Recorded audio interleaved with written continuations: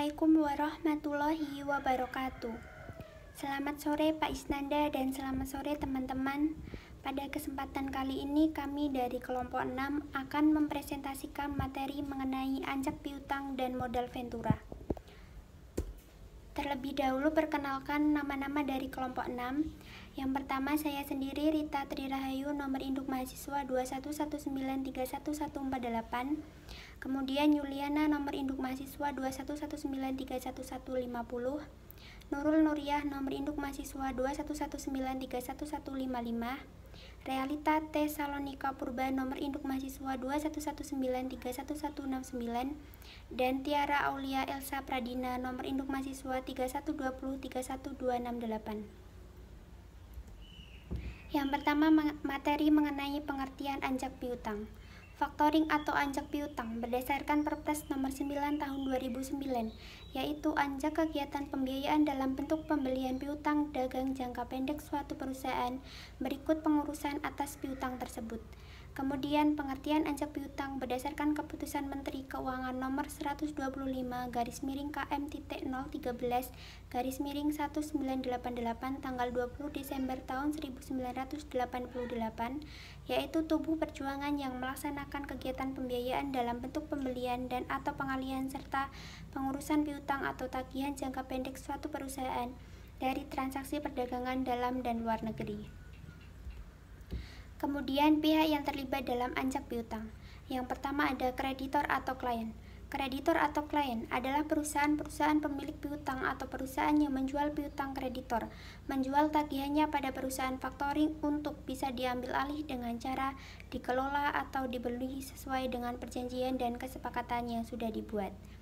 Yang kedua ada faktoring. Faktoring atau perusahaan anjak piutang adalah perusahaan yang akan membeli atau mengambil alih piutang atau menjual kredit debiturnya. Yang ketiga ada debitur. Debitur adalah perusahaan atau nasabah yang memiliki masalah dalam pembayaran tagihan. Kemudian ada sejarah anjak piutang. Dalam sejarah umat manusia, kegiatan anjak piutang sudah dikenal semenjak 2000 tahun yang kemudian dan pertama kali dipraktikkan di Mesopotamia. Tetapi pada ketika itu, kegiatan anjak piutang dilakukan dengan cara sederhana, yaitu pihak faktor biasanya bertindak sebagai distributor penjualan yang juga sekaligus berperan sebagai pemberi proteksi kredit. Selanjutnya, kegiatan anjak piutang diteruskan di wilayah Amerika Utara, khususnya pada sektor industri tekstil, yang hingga saat ini masih merupakan salah satu bidang kegiatan perjuangan utama anjak piutang. Di negara-negara lain, perjuangan ini masih merupakan industri yang sangat baru, dimulai sekitar dekade 1970-an. Perusahaan anjak piutang di Eropa mengikuti contoh perkembangan perjuangan anjak piutang di Amerika. Pada final periode ke-19, perusahaan-perusahaan anjak piutang meninggalkan profesi sebagai distributor dan mengkonsentrasikan kegiatan pada pengelolaan kredit bagi klien yang meliputi penjamin kredit, menagih, dan menyediakan dana. Bentuk inilah yang menjadi embrio bisnis anjak piutang modern. Kegiatan anjak piutang intinya merupakan bidang perjuangan yang relatif giras di Indonesia. Eksistensi kelembagaan anjak piutang dimulai semenjak ditetapkan paket kebijaksanaan pada 20 Desember tahun 1988 atau Pakdes 20 pada tahun 1988 yang diatur dengan Kepres nomor 61 tahun 1988 dan Keputusan Menteri Keuangan nomor 172/KMK 06/2002 yang kini sudah tidak berlaku lagi. Pengenalan perjuangan anjak piutang ditujukan untuk memperoleh sumber pembiayaan alternatif di luar sektor perbankan. Perusahaan anjak piutang bisa didirikan secara independen, berdiri sendiri, atau sanggup dilakukan oleh multi-finance company, yaitu forum pembiayaannya sanggup melaksanakan kegiatan perjuangan secara sekaligus di bidang anjak piutang, factoring, sewa guna perjuangan atau leasing, modal ventura, joint venture, kartu kredit, credit card, dan pembiayaan konsumen. Bank pada prinsipnya sanggup menawarkan jasa anjak piutang sebagai pecahan dari produknya tanpa perlu membentuk tubuh perjuangan baru. Karena volume perjuangan anjak piutang ini biasanya relatif besar, maka umumnya bank-bank cenderung memisahkan kegiatan anjak piutang ini dari operasional sehari-hari dengan membentuk suatu tubuh aturan terpisah. Kemudian ada dasar hukum perjanjian anjak piutang. Ada beberapa ketentuan dalam hukum Indonesia yang dapat menjadi dasar hukum. Undang-Undang Nomor 7 Tahun 1992 telah diganti dengan Undang-Undang Nomor 10 Tahun 1998 yang hanya memberi tambahan saja bagi eksistensi usaha anjak piutang. Dasar hukum tersebut menurut Fuadi dapat dikelompokkan menjadi dua, yaitu ketentuan-ketentuan yang merupakan dasar hukum substantif dan ketentuan-ketentuan hukum yang bersifat administratif. Dasar hukum substansi. Dasar hukum substansi ini ada dua, yaitu dasar hukum substansi murni yang berupa kegiatan anjak piutang. Yang menjadi dasar hukum substansi murni adalah pasal 138 ayat 1 KUHP Perdata mengenai kebebasan berkontrak yang menyatakan bahwa semua perjanjian yang dibuat secara sah berlaku sebagai undang-undang bagi mereka yang membuatnya. Dan dasar hukum substansi bertendensi prosedur.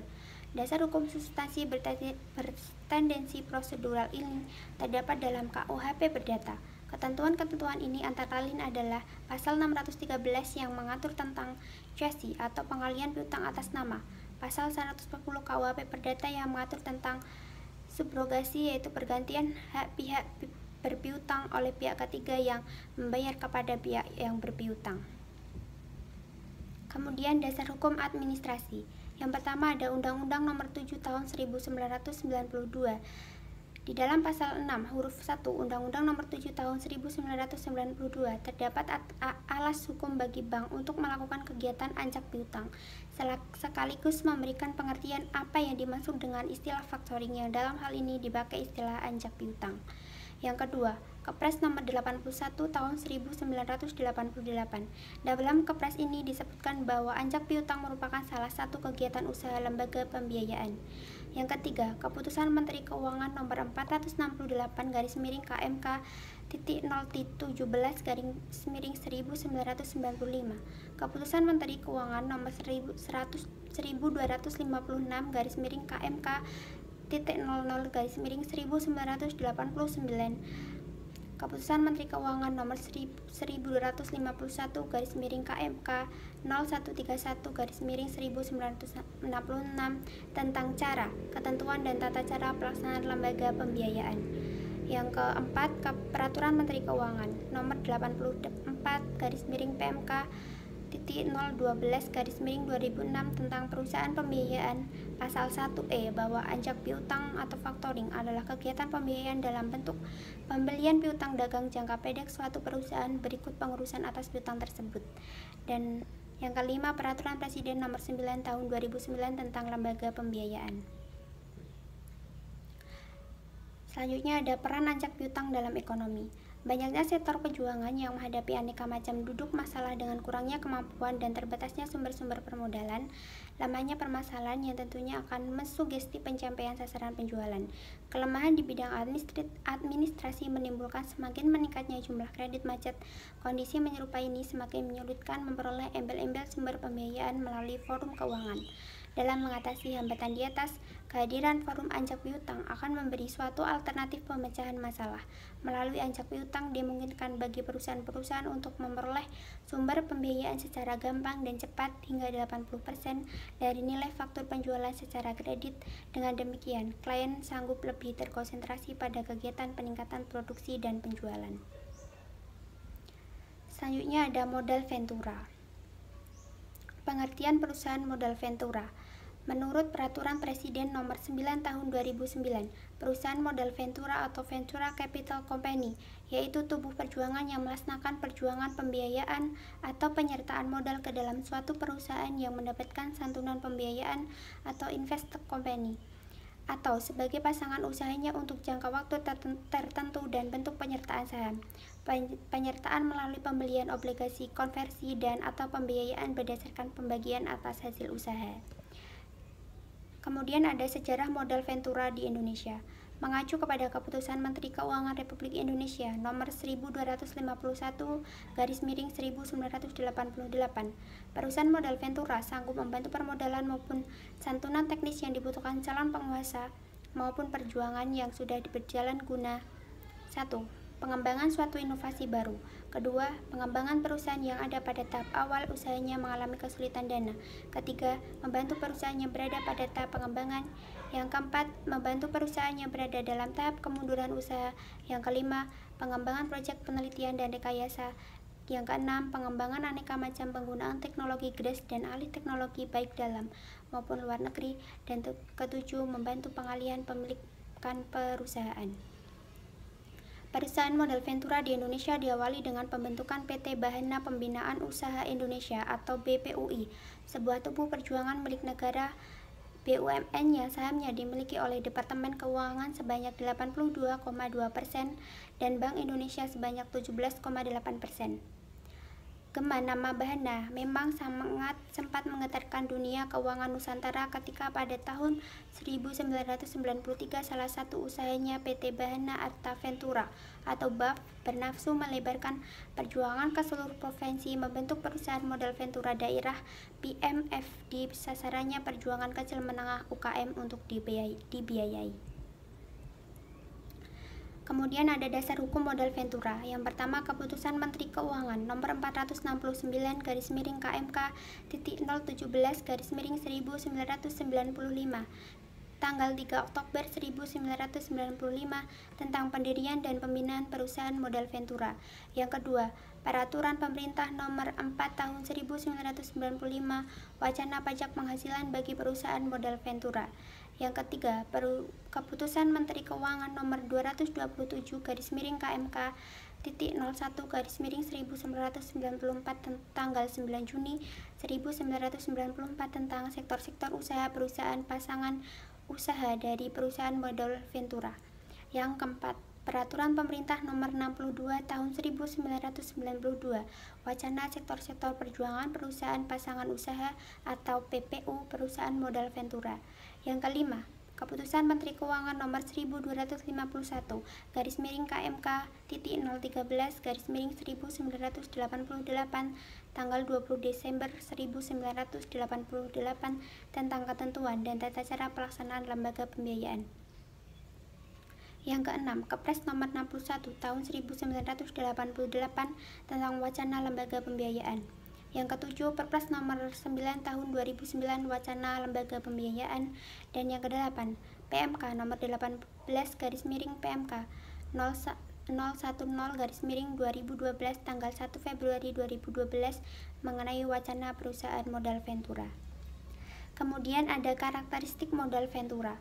Kegiatan modal Ventura mempunyai karakteristik tersendiri jikalau dibandingkan dengan forum pembiayaan lainnya. Ciri-cirinya adalah sebagai berikut. Yang pertama, kegiatan yang dilakukan bersifat penyertaan pribadi ke suatu perusahaan. Yang kedua, penyertaan dalam perusahaan bersifat jangka panjang dan biasanya di atas 3 tahun. Yang ketiga, bisnis yang dimasuki merupakan bisnis yang mempunyai risiko tinggi. Yang keempat, keuntungan yang diperoleh berasal dari capital gain, dividen, atau bagi hasil tergantung dari penyertaan modalnya di bidang atau jenis yang diinginkan. Yang kelima, kegiatannya lebih banyak dilakukan dalam perjuangan pembentukan perjuangan GRIS atau pengembangan suatu usaha. Selanjutnya ada sumber-sumber dana modal Ventura. Dalam melaksanakan penyertaan modal di berbagai bidang usaha, perusahaan modal Ventura harus mempunyai dana yang cukup yang sanggup diperoleh dari aneka macam sumber dana yang sanggup dipilih. Di antaranya, yang pertama dari dalam perusahaan sendiri, berasal dari setoran modal dari pemegang saham, cadangan keuntungan yang belum terpakai, dan laba yang ditahan. Yang kedua dari luar perusahaan, berasal dari investor baik perorangan atau industri, pinjaman dari lembaga perbankan, pinjaman dari lembaga asuransi, dan pinjaman dari dana pensiun. Lalu ada keunggulan dan kelemahan modal Ventura. Keunggulan modal Ventura diantaranya sumber dana bagi perusahaan baru, yang kedua adanya penyertaan manajemen, yang ketiga kepedulian yang tinggi dari perusahaan modal Ventura, yang keempat dengan adanya penyertaan modal, perusahaan pasangan usaha sanggup mencari santunan modal dalam bentuk lain. Yang kelima, modal Ventura menaikkan pamor perusahaan pasangan usaha dan perusahaan modal Ventura itu sendiri. Yang ketujuh, mendukung perjuangan kecil yang berpotensi dan berkembang dan memperluas kesempatan kerja.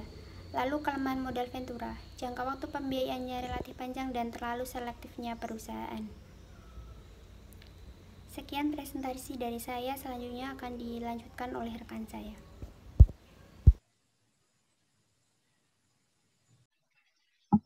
Baik, ini akan melanjutkan presentasi dari pemasaran.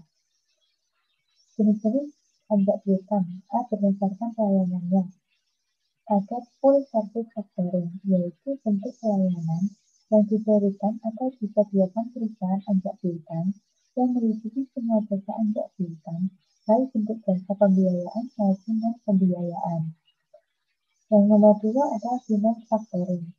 Anjak piutang jenis ini hanya menyediakan fasilitas pembiayaan saja, tanpa ikut menanggung risiko atas piutang tak tertagih. Penyediaan pembiayaan dana tunai pada saat penyerahan faktur pada perusahaan factoring sampai sejumlah 80% dari nilai seluruh faktur sesuai dengan besarnya platform pembiayaan atau limit kredit. Saya tetap harus bertanggung jawab terhadap pembukuan piutang dan penagihannya, termasuk menanggung risiko tidak tertagihnya piutang tersebut. Yang ketiga ada risk factoring. Anjak piutang jenis ini saya hanya memerlukan jasa pembiayaan dan pemberitahuan jatuh tempo pada nasabah atau customer. Yang keempat ada maturity factoring. Pembiayaan tidak dibutuhkan. Yang dibutuhkan klien adalah jaminan perlindungan kredit yang meliputi pengurusan penuh atas penjualan, penagihan dari pelanggan, dan proteksi atas piutang. Yang kedua, berdasarkan penanggung jawab resiko. Ada with result factoring. Berkaitan dengan resiko debitur yang tidak mampu memenuhi kewajibannya, keadaan ini bagi perusahaan anjak piutang merupakan ancaman resiko. Dalam perjanjian with result, klien akan menanggung risiko kredit terhadap piutang yang dialihkan kepada perusahaan anjak piutang. Oleh karena itu, perusahaan anjak piutang akan mengembalikan tanggung jawab atau result pembayaran piutang kepada klien atas piutang yang tidak tertagih dari customer. Uang muka proporsi tertentu kepada klien atas piutang atau faktur yang diserahkan. Yang berikutnya ada without result factoring. Perusahaan anjak piutang menanggung risiko atas tidak tertagihnya piutang yang telah dialihkan oleh klien, namun dalam perjanjian anjak piutang, saat dicantumkan bahwa di luar keadaan macetnya tagihan dapat diberlakukan bentuk result. Ini untuk menghindarkan tagihan yang tidak dibayar, karena pihak klien ternyata mengirim barang yang cacat atau tidak sesuai dengan perjanjian kepada nasabahnya.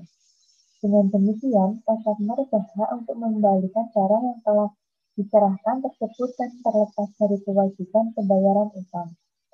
Dalam hal ini terjadi kasus demikian. Perusahaan factoring dapat mengembalikan tagihan tersebut kepada klien berdasarkan perjanjian. Yang pertama ada disclose factoring. Pengalihan piutang kepada perusahaan anjak piutang dengan sepengetahuan pihak debitur atau customer. Oleh karena itu, pada saat piutang tersebut jatuh tempo, perusahaan anjak piutang memiliki hak tagih pada debitur yang bersangkutan. Untuk dapat memerlukan hal tersebut, di dalam faktur dicantumkan pernyataan bahwa piutang yang timbul dari faktur ini telah dialihkan kepada perusahaan anjak piutang. Yang kedua ada if unclosed factoring. Transaksi penjualan atau pengalihan piutang kepada perusahaan anjak piutang oleh klien tanpa pemberitahuan kepada debitur kecuali bila ada pelanggaran atas kesepakatan pada pihak klien atau secara sepihak perusahaan anjak piutang menganggap akan menghadapi resiko. Yang berikutnya ada berdasarkan lingkup kegiatan. Yang pertama ada domestic factoring. Kegiatan transaksi anjak piutang dengan melibatkan perusahaan anjak piutang, klien dan debitur yang semuanya didomisili di dalam negeri. Yang kedua ada international factoring. Kegiatan anjak piutang untuk transaksi ekspor impor barang yang melibatkan dua perusahaan factoring di masing-masing negara sebagai ekspor faktor dan impor faktor. Kegiatan perusahaan anjak piutang. Kegiatan perusahaan anjak piutang di Indonesia diatur berdasarkan surat keputusan Menteri Keuangan nomor 1251 garing KMK titik 013 garing 1988 tanggal 20 Desember 1988. Berdasarkan surat keputusan Menteri Keuangan tersebut, dapat disimpulkan bahwa kegiatan anjak piutang adalah sebagai berikut. Yang pertama ada pengambil-alihan tagihan suatu perusahaan dengan fee. 2. Pembelian piutang perusahaan dalam suatu transaksi perdagangan dengan harga yang sesuai dengan kesepakatan. Yang ketiga adalah mengelola usaha penjualan kredit suatu perusahaan. Artinya, perusahaan faktoring dapat mengelola kegiatan administrasi kredit suatu perusahaan sesuai kesepakatan. Modal ventura. Jenis kegiatan modal ventura. Berdasarkan cara pemberian bantuan. Yang pertama ada single deal approach. Perusahaan menghimpun berbagai dana dan mengelola dana tersebut untuk diinvestasikan dalam bentuk penyertaan modal di perusahaan pasang usaha. Yang kedua ada two-tier approach. Modal dikelola oleh dua badan usaha terpisah, yaitu suatu perusahaan sebagai penyedia dana atau fund company dan yang satu sebagai pengelola atau manajemen company yang bertugas mengelola dana dari fund company. Dan berikutnya berdasarkan cara penghimpunan. Yang pertama ada leverage venture capital. Leverage venture capital berasal dari suatu perusahaan modal venture, namun dihimpun dalam bentuk pinjaman dari berbagai pihak. Yang kedua ada equity venture capital. Equity venture capital sumber dananya berasal dari suatu perusahaan modal ventura dan sebagian besar dana dihimpun dari modal sendiri. Yang ketiga berdasarkan kepemilikan. Ada private venture capital company. Sesuai namanya, private venture capital company belum ke publik atau perusahaan ini belum menjual sahamnya di bursa efek. Kemudian ada public venture capital company. Public venture capital company adalah kebalikan dari private modal capital company, yaitu sebuah perusahaan modal ventura yang telah menjual sahamnya di bursa efek. Kemudian ada bank affiliate venture company. Bank affiliate venture company adalah perusahaan yang didirikan oleh beberapa bank yang mengalami surplus dana atau memiliki misi khusus dalam hal venture capital. Yang berikutnya adalah conglomerate venture capital. Conglomerate venture capital adalah perusahaan yang didirikan oleh beberapa perusahaan. Yang terakhir ada kegiatan perusahaan modal ventura. Kegiatan usaha perusahaan modal ventura meliputi yang pertama ada penyertaan saham atau equity participan. Yang kedua ada penyertaan melalui pembelian obligasi konversi. Yang ketiga ada pembiayaan berdasarkan pembagian atas hasil usaha. Sekian presentasi dari saya. Yang selanjutnya akan dipresentasikan oleh teman saya. Manfaat anjak piutang. Yang pertama bagi klien itu ada dua, jasa pembiayaan dan jasa non-pembiayaan. Untuk jasa pembiayaan ada 3 manfaat. Yang pertama meningkatkan penjualan.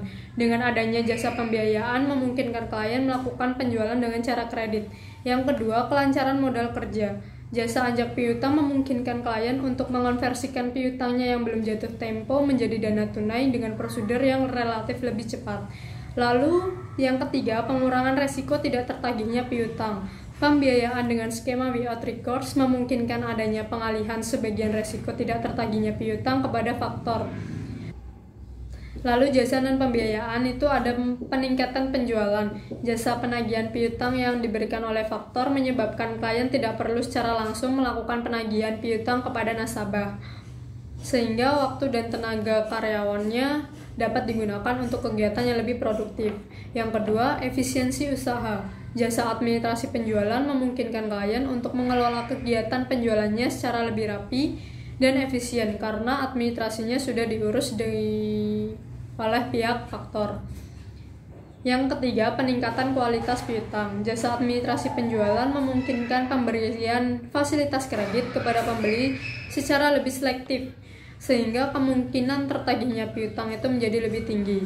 Yang keempat ada memudahkan perencanaan arus kas atau cash flow. Jasa investigasi kredit piutang memungkinkan klien untuk melakukan perkiraan waktu dan jumlah piutang yang dapat ditagih, sehingga memudahkan proyeksi arus kas secara keseluruhan.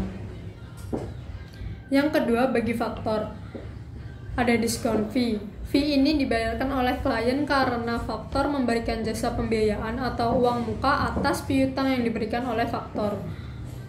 Lalu ada service. Fee ini dibayarkan oleh klien karena faktor memberikan jasa dan pembiayaan yang nilainya ditentukan sebesar persentase tertentu dari piutang atas dasar beban kerja yang akan dilakukan oleh faktor.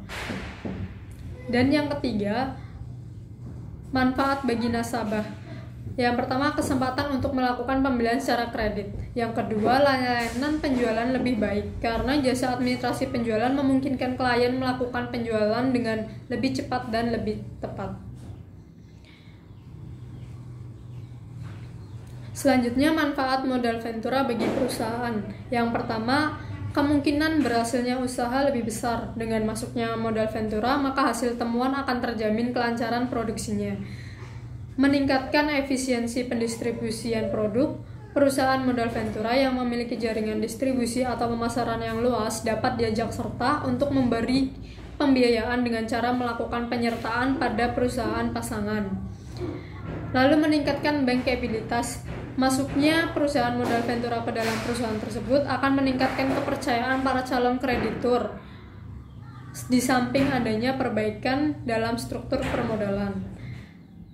Meningkatkan kemampuan memperoleh keuntungan. Pembiayaan modal ventura merupakan pembiayaan dalam bentuk penyertaan modal, sehingga perusahaan tidak perlu mengeluarkan biaya rutin dalam bentuk bunga dan pinjaman pokok. Hal tersebut akan menjamin kemampuan perusahaan untuk memperbesar perolehan laba operasi. Dan yang terakhir, meningkatkan likuiditas. Pembiayaan modal ventura dengan cara penyertaan modal akan mengurangi beban biaya perusahaan, sehingga likuiditas perusahaan akan meningkat karena perusahaan tidak memiliki beban pembayaran bunga dan cicilan pokok pinjaman. Selanjutnya akan dijelaskan oleh teman saya. Saya akan menjelaskan mengenai perkembangan modal ventura. Perusahaan modal ventura yang pertama di Indonesia yakni PT Bahana Pembina Usaha Indonesia atau Bahana, yang saham-sahamnya dipegang oleh Departemen Keuangan dan Bank Indonesia. Dengan demikian, Peraturan Pemerintah Nomor 18 Tahun 1973 juga merupakan dasar hukum dan tonggak sejarah mengenai berdirinya perusahaan modal ventura di Indonesia. Karena perusahaan modal ventura adalah badan hukum yang dapat berbentuk perseroan terbatas atau perusahaan perseroan yang modalnya terbagi dalam bentuk saham, maka bentuk penyertaan modal pada perusahaan pasangan usaha dilakukan dengan investasi pembelian saham. Apabila perusahaan pasangan usaha setuju mengembangkan perusahaan dengan bekerja sama dengan perusahaan modal ventura dalam bentuk penyertaan modal, baik penyertaan dalam bentuk pembelian usaha yang sudah ada maupun dalam bentuk penambahan modal perseroan. Ini berarti perusahaan modal ventura menyetorkan sejumlah uang sebagai harga saham yang akan dikuasainya. Dalam pasal 17 ayat 1 Undang-Undang Nomor 1 Tahun 1995 ditentukan, penyetoran atas saham dapat dilakukan dalam bentuk uang dan atau bentuk lainnya. Yang pertama, modal ventura sebelum diatur perundang-undangan Indonesia. Keberadaan modal ventura secara resmi dimulai sejak akhir Perang Dunia Kedua, yang ditandai dengan berdirinya American Research and Development Corporation atau ARDC. Perusahaan ini melakukan investasi perusahaan yang baru berkembang dan belum dikenal oleh masyarakat luas. Dalam operasionalnya, ARDC melakukan investasi pada perusahaan atau PPU yang memiliki kriteria sebagai berikut. Yang pertama, memiliki teknologi baru atau konsep-konsep pemasaran yang baru atau inovasi terbaru. Yang kedua, operasional PPU dilakukan oleh pekerja yang memiliki kompetensi terbaik dan berintegritas. Yang ketiga, mengizinkan campur tangan signifikan dari investor dalam pengelolaan perusahaan. Yang keempat, produk atau proses yang dimiliki setidaknya telah melewati tahap prototipe awal dan dilindungi oleh hak paten, hak cipta, atau perjanjian perdagangan rahasia. Yang kelima, menunjukkan usaha yang memungkinkan untuk dilakukannya divestasi pada waktu yang tidak terlalu lama. Yang keenam, berpeluang untuk memberikan nilai tambah atas investasi yang ditanamkan. Yang kedua, modal ventura setelah diatur dalam peraturan perundang-undangan di Indonesia. Usaha ini baru diperkenalkan melalui kebijakan paket deregulasi tanggal 20 Desember 1988 atau Pakdes 1988 yang diikuti dengan dikeluarkannya Kepres nomor 61 tahun 1988 yang telah diperbarui kembali melalui Perpres nomor 9 tahun 2009 tentang perusahaan pembiayaan. Keberadaan pembiayaan modal ventura ini adalah untuk mengeliminasikan kendala umum yang selama ini dihadapi oleh usaha kecil, seperti keterbatasan modal, kemampuan manajemen, dan teknologi yang memadai. Sebagai lembaga bisnis, usaha modal ventura tentu saja berorientasi untuk memperoleh keuntungan yang besar, mengingat usaha ini mempunyai tingkat risiko yang tinggi, atau high risk capital. Meskipun demikian, bukan berarti usaha modal ventura ini tidak mempunyai misi humanistik atau humanistic institution, yaitu lembaga penolong bagi usaha lemah agar dapat mengembangkan usahanya. Pada umumnya, investasi ini dilakukan dalam bentuk penyertaan modal secara tunai, yang dilakukan dengan sejumlah saham pada perusahaan pasangan usaha. Kebanyakan dana ventura ini berasal dari sekelompok investor yang mapan keuangannya, bank investasi dan institusi keuangan lainnya yang melakukan pengumpulan dana ataupun kemitraan untuk tujuan investasi. Sejalan dengan itu, sejak tahun 1988, pemerintah telah menempuh berbagai kebijakan untuk lebih memperkuat sistem lembaga keuangan nasional melalui pengembangan dan perluasan berbagai jenis lembaga keuangan, di antaranya lembaga pembiayaan, dengan tujuan memperluas penyediaan pembiayaan alternatif bagi dunia bisnis atau usaha, sejalan dengan semakin meningkatnya kebutuhan dana untuk menunjang kegiatan usaha. Langkah berikutnya yang dilakukan oleh pemerintah adalah memisahkan kegiatan usaha modal ventura dari kegiatan lembaga pembiayaan lainnya, melalui Keputusan Menteri Keuangan Nomor 469 KMK 017/1995 tentang pendirian dan pembinaan usaha modal ventura. Dengan pemusahan ini, minat investor untuk mendirikan perusahaan modal ventura pun meningkat. Selanjutnya akan dilanjutkan oleh teman saya. Yang kelima, peran modal ventura bagi bisnis online. Peran modal ventura bagi bisnis online adalah penyertaan modal ke dalam suatu perusahaan pasang usaha untuk yang pertama, mengembangkan penemuan baru. Yang kedua, mengembangkan perusahaan yang pada tahap awal usahanya mengalami kesulitan dana. Yang ketiga, membantu perusahaan yang berada pada tahap pengembangan. Yang keempat, membantu perusahaan yang berada pada tahap kemunduran usaha. Yang kelima, mengembangkan proyek penelitian dan rekayasa. Yang keenam, mengembangkan berbagai penggunaan teknologi baru dan alih teknologi baik dari dalam maupun luar negeri. Dan yang terakhir, yang ketujuh, membantu pengalihan pemilikan perusahaan penyertaan modal dalam setiap perusahaan pasangan usaha yang bersifat sementara, tidak boleh melebihi jangka waktu 10 tahun penarikan kembali penyertaan modal atau divestasi oleh perusahaan modal ventura dalam segala bentuknya dilaporkan kepada Menteri Keuangan selambat-lambatnya 3 bulan setelah dilaksanakan venture capital. Perusahaan modal ventura cenderung terbuka untuk mengambil investasi yang lebih beresiko dan terbukti. Dan saat ini cenderung memberikan investasi kepada sektor yang tidak biasa, seperti industri digital dan teknologi. Oleh karena itu, perusahaan modal ventura sebenarnya membuka lebih banyak pintu bagi startup teknologi dengan ide-ide menarik yang benar-benar menyelesaikan masalah dan kebutuhan lokal, dibanding perusahaan lain yang hanya fokus pada keuntungan semata. Startup yang terlihat akan mengubah industri tertentu secara drastis akan diminati oleh banyak investor. Contohnya saja dari kisah sukses seperti Grab, sebuah perusahaan transportasi online yang awal kemunculannya didukung oleh dana investasi dari perusahaan modal Ventura. Mereka tidak hanya merevolusi industri taksi, namun juga mendukung pasar transportasi yang selama ini kurang terlayani di Asia Tenggara. Hal serupa bisa juga dikatakan untuk Gojek, startup asal Indonesia yang serupa dengan Grab.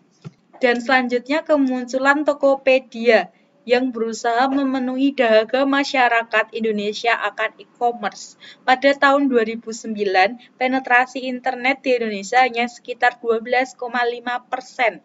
Namun penggunaan smartphone berkembang dengan sangat cepat. Negara kepulauan ini pun telah menjadi rumah bagi basis pengguna Facebook dan Twitter yang terbesar di dunia. Platform marketplace consumer-to-consumer tersebut menerima pendanaan dari Ace Venture pada tahun 2010. Pada saat itu, masyarakat yang mau melakukan jual beli online berkembang dengan cepat. Namun infrastruktur yang ada masih beradaptasi untuk memenuhi kebutuhan tersebut. Melihat potensi dari Tokopedia dan berhasil masuk ke pasar pada waktu yang tepat demi mengambil keuntungan dari berkembangnya raksasa e-commerce di tanah air. Apakah ada pertanyaan? Jika ada, bisa ditanya di kolom komentar ya teman-teman. Sekian dan terima kasih dari kelompok kami. Apabila ada salah kata, perbuatan, tingkah laku yang kurang berkenan, mohon maaf. Terima kasih kepada Pak Isnanda, teman-teman, dan pemirsa semua. Thank you. Khopun kha, hamsa hamida, bye-bye.